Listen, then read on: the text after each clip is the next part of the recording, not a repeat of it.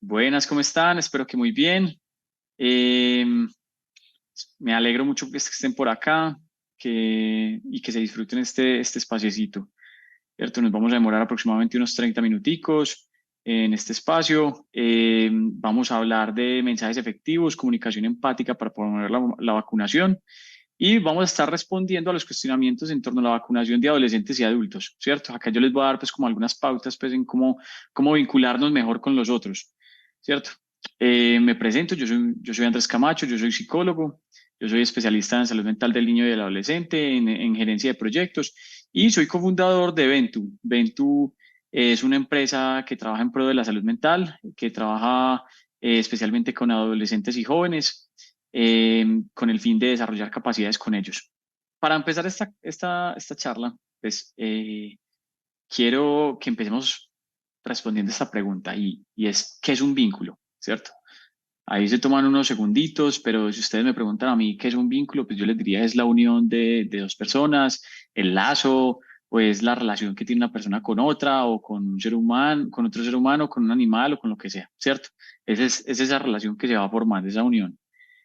Pero, ¿qué es necesario en un vínculo? O sea, y cuando nos pensamos en qué es necesario para un vínculo, pues lo principal y lo que pues, más ha salido en relación con esto es que la persona se sienta aceptado, ¿cierto? Que pueda hablar libremente, que no lo juzgue el otro, que haya un cierto compromiso con el otro y que se establezca un poquito de confianza.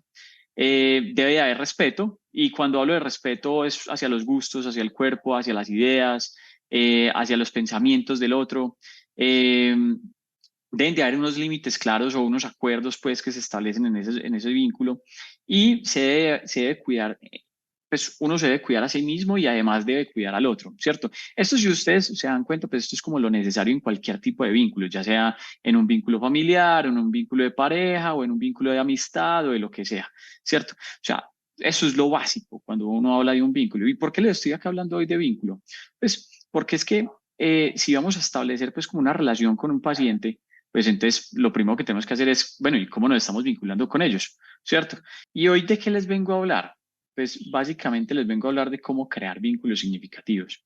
Si ustedes me preguntan cuál es la diferencia entre un vínculo y un vínculo significativo, pues es esa relación, pues obviamente es la relación que se crea pues como con el otro, pero es que hay vínculos pues que no significan nada para uno.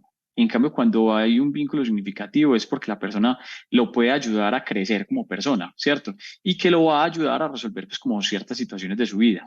En este caso, pues la idea no es que ustedes se vuelvan vínculos significativos de sus pacientes, pues ojalá uno pudiera hacer eso, pues a mí por ser profesional en psicología, pues de pronto tengo más facilidad, pero para ustedes no sé qué tan fácil es generar y volverse esos vínculos significativos, pues porque muchas veces son pacientes que van y vienen, ¿cierto? Eh, pero, ¿qué es lo más importante para crear un vínculo significativo? Porque es que a partir de ese vínculo significativo nos puede dar pistas para empezar a entendernos y empezar a entender cómo nos estamos relacionando con los otros y qué de estos vínculos significativos podemos hacer mejor para atender a los pacientes, ¿cierto? Entonces, ¿qué es necesario ahora sí en un vínculo significativo? Y acá, dentro de las investigaciones que nosotros hemos hecho, pues hemos encontrado que hay 7 como variables que son importantes a la hora de vincularnos eh, con los otros y en especial con adolescentes, ¿cierto? Acá estoy haciendo mucho énfasis pues, como en adolescencia y juventud, pues que es como con el público con el que yo más trabajo y nos encontramos con estas 7, ¿cierto? Hoy no vamos a conversar de estas 7, pero se las voy a mencionar así como por encima. Listo. La primera es aceptación, o sea, es que la persona, pues como que cuente con personas que lo aceptan tal y como son, que cuenten con un apoyo, que la persona los apoye de la mejor manera, un acompañamiento, una credibilidad, una confianza, comunicación y normas claras, ¿cierto? Teniendo en cuenta estas 7 variables, eh, la gran pregunta ahí es, ¿en qué forma nos estamos aproximando a nuestros pacientes? ¿Nosotros sí estamos brindándole estas 7 cositas o no? Pues, ¿es necesario utilizar estas 7? Pues yo creería que no necesariamente, pero sí hacer énfasis en 2 o 3 que son como las más importantes, ¿cierto? Y acá a continuación vamos a empezar con eso. Y entonces, vamos a empezar con esta pregunta que es bien importante y es, ¿qué es un paciente? ¿Cierto?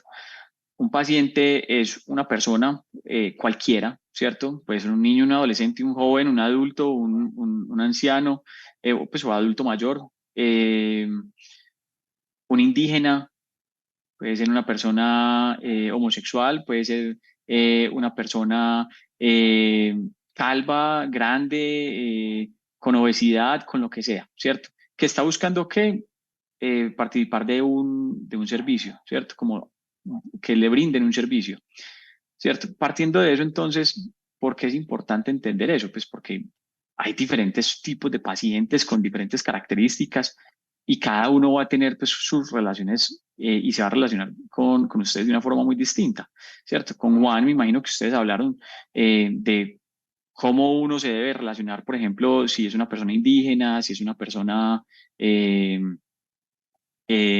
es un niño, por ejemplo. Hoy yo les voy a hablar un poquito más sobre cómo relacionarnos más con un adolescente, ¿cierto? Y vengo con esta primera actividad, porque si estamos hablando de adolescentes, ¿qué es lo primero que pensamos sobre un adolescente? ¿Cierto? Y vamos a hacer esta actividad que nos dicen cómo es un adolescente. Y vamos a responder esa pregunta, vamos a leer este código QR, les voy a dar acá un minutico para que lo escaneen y respondan las preguntas. Tienen simplemente que poner palabras relacionadas con esa pregunta, de que ustedes cómo ven a un adolescente, cómo es un adolescente, eh, y simplemente los ponen ahí y les mandan enviar y listo, ¿cierto? Esa sería. Vamos a darles un minutico acá.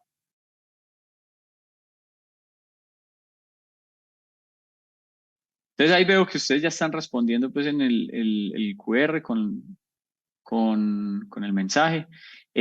Yo acá les voy a mostrar pues como unas posibles respuestas, porque son respuestas que he tenido ya con otras personas también. Cuando hago esta actividad, a mí siempre me gusta hacer esta actividad cuando empiezo mis charlas, y es cómo son los adolescentes. Pues la mayoría de personas, y sobre todo los adultos, pensamos en los adolescentes de esta forma. Y miren que van creciendo pues algunas palabras, pero nos dicen que son rebeldes, que son groseros, que son reservados. Hay unos que dicen que son amoriosos, ingenuos, despistados. Miren que hay un montón de estereotipos ligados a la adolescencia que nos la caracteriza como y que en muchas ocasiones nos hablan de que es la peor etapa de la vida, ¿cierto?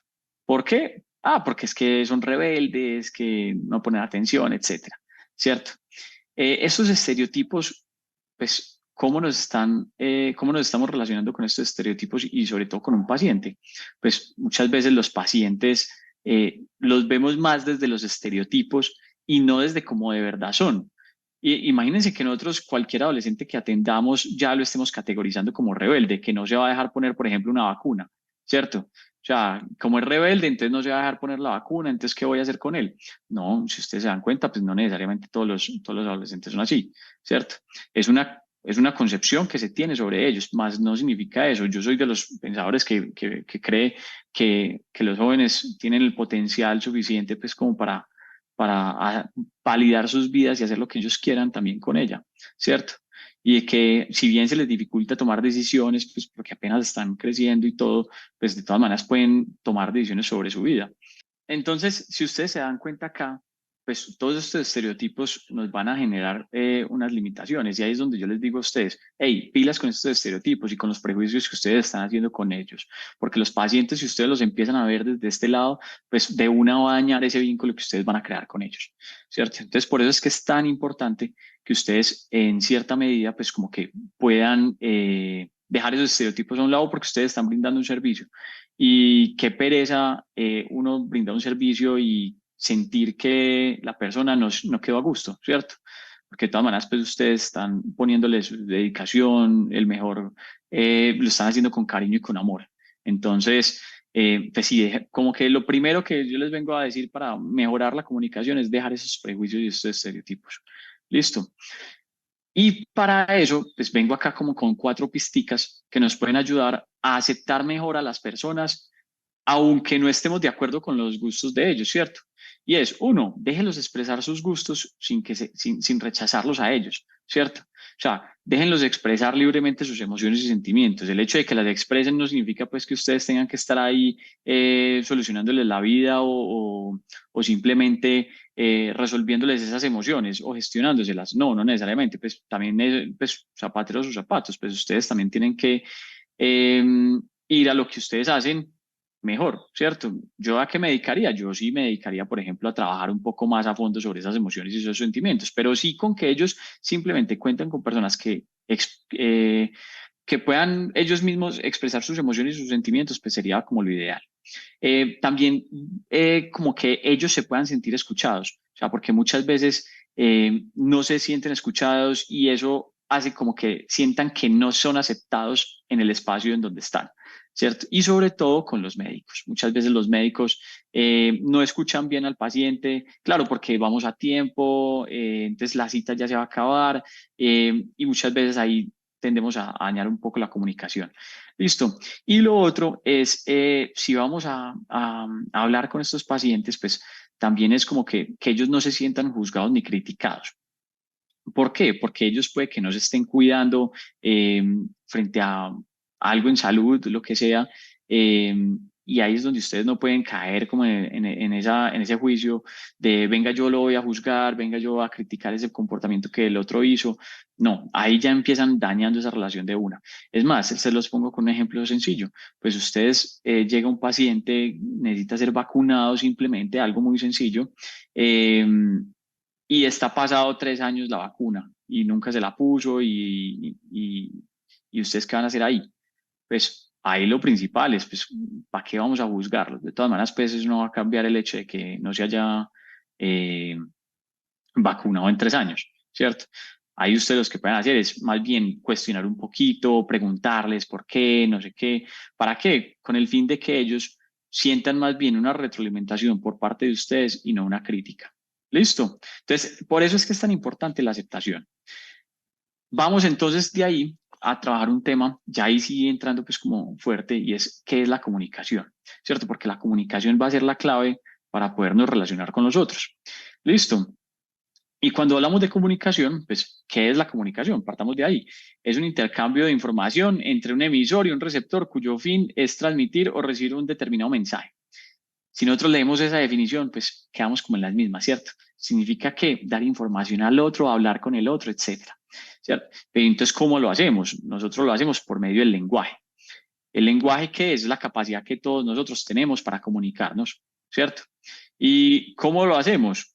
Eh, pues por medio de signos. Esos signos, pues, ¿cómo funcionan entonces? Y ahí es donde viene lo bonito de todo esto. Existen varios tipos de lenguaje, pero en este caso vamos a hablar de dos. Vamos a hablar del lenguaje verbal y del lenguaje no verbal. Entonces acá vamos a hablar del lenguaje verbal, ¿cierto?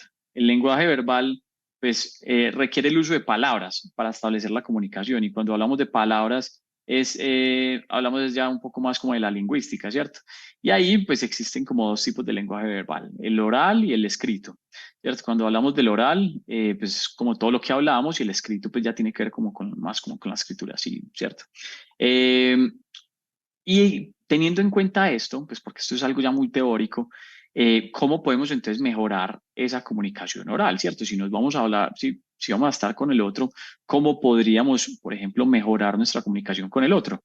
Y entonces acá nos vamos a centrar en lo que tiene que ver con cómo no comunicarnos mejor con el otro, ¿cierto? Y acá vengo a darles como ciertos tipsitos y ciertas recomendaciones relacionadas pues como de cómo comunicarnos mejor con el otro y sobre todo pues si nosotros vamos a ser los profesionales que vamos a atender a estos pacientes, entonces ¿qué podemos hacer? Vamos a repetir acá algunas cositas que ya hablamos en torno a la aceptación, como el expresar sus emociones y acá esto es súper importante pues porque si nosotros no escuchamos lo que el otro está diciendo o lo que el otro quiere expresar, pues va a ser muy difícil también entender qué es lo que está pasando con él, ¿cierto? Puede que la persona esté con mucho miedo y que muchas veces no le permitamos a esa persona escuchar ni expresar sus propias emociones, ¿cierto? Entonces, muchas veces por la mero afán, pues como que no lo vamos a escuchar y por el mero afán simplemente nos vamos a dedicar como a poner la vacuna y ya y muchas veces pues eso antes puede generar más tensión con el paciente. Entonces, sí, el hecho de que uno sepa y que ellos puedan expresar sus emociones les puede ayudar a bajar un poco esa ansiedad, ese estrés que están sintiendo a la hora de vacunarse y les pueden ayudar a ustedes bastante, ¿cierto? Lo segundo es que lo escuchen y respeten su punto de vista, pues puede que ellos digan, venga, que es que yo no me gusta lo que usted está haciendo o cómo usted lo hace. Está bien, es el punto de vista de él. Si ellos quieren, pues entonces pidan pues como con otro profesional o lo que sea, pues, pero ahí lo importante pues es que está bien que ellos expresen todo eso. No necesariamente ustedes tienen que estar de acuerdo con eso, ¿cierto? Pero sí por lo menos que les brinden ese espacio, ¿cierto? Si van a hablar con el paciente, pues dedíquense, pues como que denle el tiempo también y el espacio para escuchar al otro, ¿cierto? Eh, es decir, pues si ustedes le están preguntando información importante al otro, pues mírenlo a los ojos, conéctense con la persona, destinen ese tiempo a esa persona que ellos vienen también como a sus cosas y lo mínimo que ustedes podrían hacer es escucharlo, ¿cierto? Eh, también pues como que acá hay dos cositas pues que tienen que ver con las razones por las cuales ha tomado pues o ha asumido ciertas posiciones y esto pues tiene mucho que ver con lo que les contaba ahorita y era de la persona no se ha vacunado en cierto tiempo, pues entonces ustedes que van a entrar a regañarlos, a cuestionarlos, a juzgarlos, pues está bien, más bien como que déjelo asumir esas posiciones, está bien, o sea, es que no hay problema, pues pacientes necios es lo que hay. La cosa es que se sientan ellos escuchados y que ustedes a partir de ahí puedan darle una retroalimentación a ellos de esas posiciones que ellos están tomando, ¿cierto? Y brindarle pues como las mejores herramientas para que ellos puedan hacerlo. Vamos a pasar entonces acá también, pues como ya después de hablar un poquito de la comunicación verbal, vamos a pasar al lenguaje no verbal, ¿cierto? Y cuando hablamos del lenguaje no verbal, pues tiene que ver es con lo que hacemos, con el cuerpo, con los gestos, con las imágenes, para transmitir un mensaje, ¿cierto? Y muchas veces este lenguaje no verbal es un complemento que estamos haciendo al lenguaje verbal, ¿cierto? Muchas veces nosotros decimos algo y lo reflejamos en nuestra cara, en nuestro rostro, en nuestro cuerpo, eh, pero además de eso, pues al contrario puede que no. Puede que este lenguaje no verbal esté simbolizando cosas completamente distintas a lo que de verdad tú estás tratando de decirle al otro, ¿cierto? Es más, y para eso vamos a mirar como los propósitos del lenguaje no verbal, ¿cierto? Y acá nos hablan de tres cositas, y es, uno, reemplazar el habla, ¿cierto? Porque muchas veces no es necesario ni siquiera hablar con el otro, y por medio de un gesto, de algo que nosotros hagamos, pues ya simboliza como todo. Es más, en este momento pues, yo llego y les hago así. ¿Ustedes qué creen que significa? Pues yo les estoy diciendo que todo súper bien, ¿sí o qué? ¿Ustedes cómo van? ¿Van bien? Pues me imagino que sí, ¿cierto?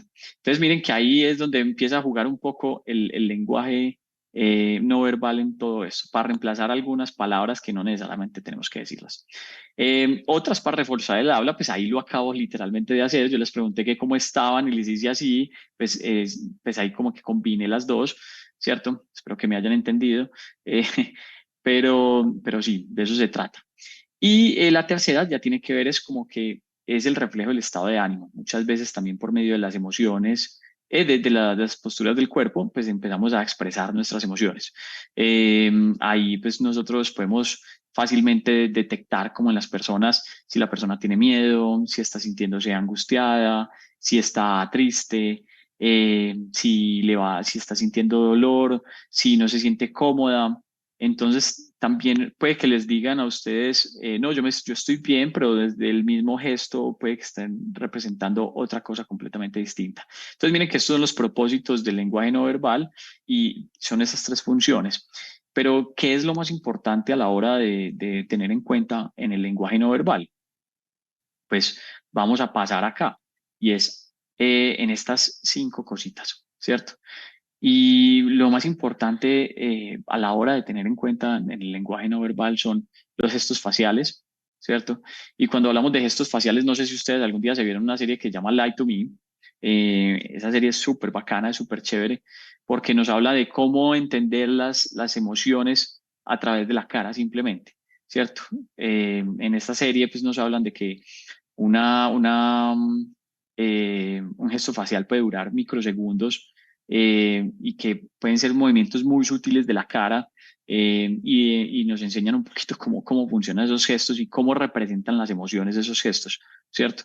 Entonces nosotros simplemente con analizar y entender pues lo que el otro está haciendo con su gesto, podríamos entender qué de pronto es lo que está sintiendo y podemos entender sus emociones reales, ¿cierto? Entonces, siempre ponerle mucha atención también es el lenguaje no verbal y sobre todo a ustedes también mismos. ¿Cuál es el lenguaje no verbal que ustedes están implementando? ¿Cuáles son esos gestos que ustedes están haciendo? ¿Cierto? Porque muchas veces ustedes pueden estar atendiendo a un paciente y pueden estar poniendo cara de mal genio, para poner cara de que están bravos o de que simplemente eh, están enfadados o que no están cómodos, ¿cierto? Y está bien, o sea, uno no tiene por qué siempre estar bien, pero pero sí, por lo menos si vamos a brindar un servicio, por lo menos el otro se sienta cómodo y que no sienta pues que el otro de verdad sí está enojado o algo por el estilo, ¿cierto? La segunda recomendación, y pues para tener, pues, y como para que sea importante a la hora de trabajar el lenguaje no verbal, pues tiene que ver con el saludo y las despedidas, ¿cierto? De cómo nosotros nos estamos relacionando con ellos a partir de un simple saludo, ¿cierto? Si nosotros los saludamos de lejito, ¿qué hubo? ¿Cómo están? Pues eso va a generar una distancia con el otro, ¿cierto? Mientras que si de pronto los saludamos de manito, puede ser algo más formal, o por ejemplo con los adolescentes algo muy chévere y es, por ejemplo, si uno los saluda, por ejemplo, de puñito, pues como, hey, ¿qué hubo? ¿Qué más? ¿Cómo vas? Eso genera una cercanía muy bacana con los adolescentes y hace que el vínculo se genere y sea mucho más fuerte en un principio, ¿cierto? Y que puede que ese mismo saludo le genere a usted ya la confianza que el otro necesita, ¿cierto? Entonces también dependiendo, pues no necesariamente tienen que saludar a todos los adolescentes así, ¿cierto? Hay unos que de pronto necesitan simplemente el saludito con el pico, hay otros puede que no. Entonces miren que ahí también ustedes tienen que entender un poco la cultura, con quién están ahí, entender muy bien la edad del otro, cómo puede ser que el otro se relacione mejor con ustedes. Si ustedes ven que la persona antes es mucho más distante y es la persona misma la que está brindando ese espacio, entonces también también puede leer eso en el otro. Y mejorar esa relación, ¿cierto? Si el otro no quiere a uno que lo salude de manito, ni de puñito, ni de abrazo, ni de lo que sea, entonces no es necesario, ¿cierto? También es importante leer al otro, ¿cierto? Eh, bueno, lo otro tiene que ver también y justamente estábamos hablando de eso, de la distancia con el otro, ¿cierto? Porque la distancia que nosotros tomamos, por ejemplo, en un consultorio puede cambiar todo. Es decir, si nosotros tenemos tenemos el computador y tenemos la mesa y el paciente está al frente, pues ya de cierta forma eso va a limitar nuestra cercanía con el otro. Entonces, pues ya hay una barrera ahí en esa comunicación, ¿cierto? En ese lenguaje no verbal. Entonces, brindar esa cercanía, esa cercanía, pues les va a ayudar a ustedes también como a vincularse mejor con el otro, a que el otro, de cierta forma, como que genere más confianza en ustedes. Y eso es muchas veces lo que ustedes más necesitan, que la persona confíe en ustedes, porque, pues, no están los que le tienen miedo a las agujas, a las vacunas, y entre más confianza ustedes le generen con el otro, pues mucho mejor va a ser para ellos y para ustedes, pues porque no les va a poner tanto problema, ¿cierto? Entonces, acercarse en un principio hacia el otro puede ayudarles pues como a eso. Entonces es como simplemente como saber leer el lenguaje del otro y mirar si el otro es necesario un acercamiento más, pues estar como en contacto más cercano con el otro o si necesita un poco más de distancia, etcétera. Listo.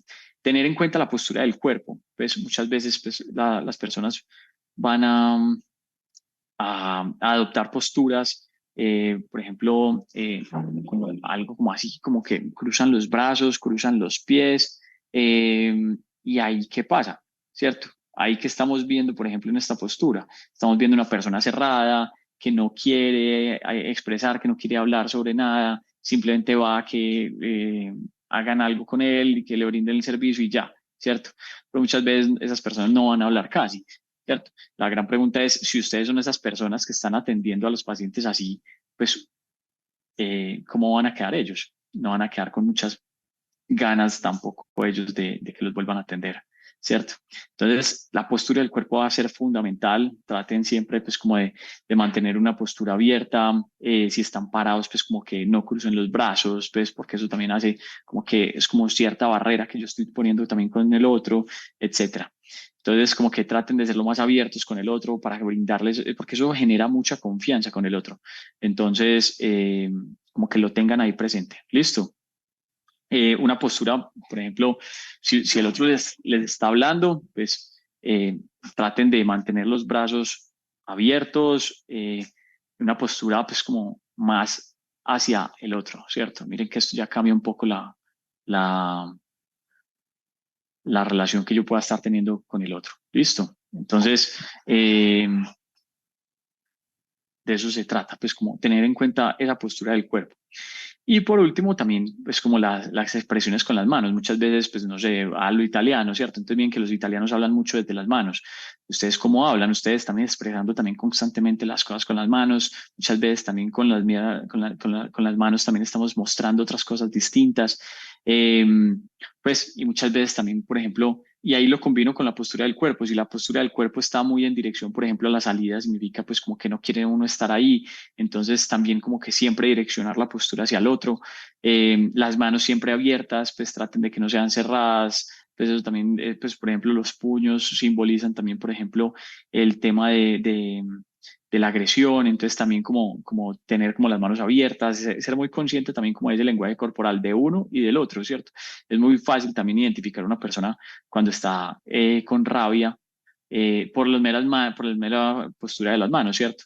O si una persona está haciendo demasiada fuerza, por ejemplo, para ponerle una vacuna, pues ustedes se van a dar cuenta pues que están apretando las manos, por ejemplo, ¿cierto? Pues es como el puño, por ejemplo. Entonces eso les puede ayudar también a identificar como no, venga, relájese, que eso pues va a ser mucho más fácil si usted se relaja y si no está tan tensionado. Entonces, mire que eso les puede ayudar a usted y darles tips para que ustedes puedan también mejorar y sean más profesionales, pues para que mejoren esa relación con el otro y sean más profesionales. Listo. Bueno, no, yo les venía a hablar pues como de esas cositas. Eh, Mil gracias. Y bueno, no, lo que necesiten pues saben que con muchísimo gusto.